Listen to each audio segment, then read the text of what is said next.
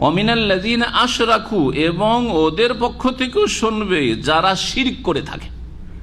সুতরাং সহি আকীদার লোক হবেন আর বেদাতি কষ্ট দেবে না, সহি আকীদার লোক হবেন আর মাজারপন্থী কষ্ট দেবে না, সুন্নত ভক্ত হবেন আর বিদাত ভক্তরা আপনাকে কষ্ট দেবে না, মসজিদ থেকে তাড়াবে না, মানসিক আর শারীরিক যন্ত্রণা পাবেন না তাদের পক্ষ থেকে, তারা আপনাকে ভালোবাসবে, তারা গাল দেবে না, এটা হয় না। যেমন বাচ্চা নেবে মহিলা আর বলছে আমার যেন প্রসব বেদনা না হয়, হবে নাকি? কোন মহিলা যদি আমি বাচ্চা চাই বেশি বেশি, কিন্তু প্রসব বেদনা যাতে না হয়।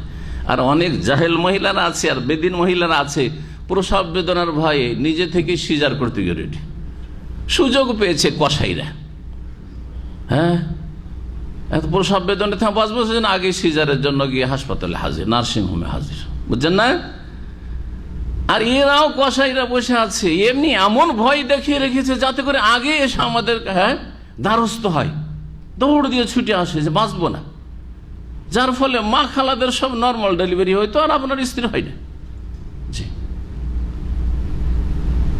আর তারপরে ইহুদি নাসারা শিখিয়ে দিয়েছে যে, কাফের মুশরিকরা শিখিয়ে দিয়েছে যে আমাদের সংখ্যা কমে যাচ্ছে, আমরা একটু বেশি নিই, তোমরা কম নাও, মুসলিমরা বেশি নিও না, না হলে তোমরা বেড়ে যাবে যে।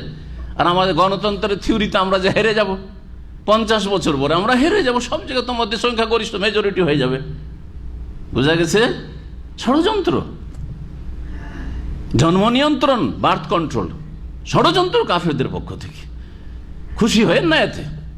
জনবল ধনের বলের চাইতে বেশি শক্তিশালী, ধন সম্পদের চাইতে বেশি কাজে আসবে আপনার ছেলে মেয়েরা। আজকাল মনে করছেন ধন সম্পদ বেশি কাজে আসবে, পয়সা বেশি চাই, ছেলে মেয়ে একটা নয় দুটা। আপনার কাফের শয়তানদের ষড়যন্ত্রের শিকার, কসাইদের ষড়যন্ত্রের শিকার। আল্লাহ যেন হেদায়েত দান করেন এইরকম মুসলিমদেরকে।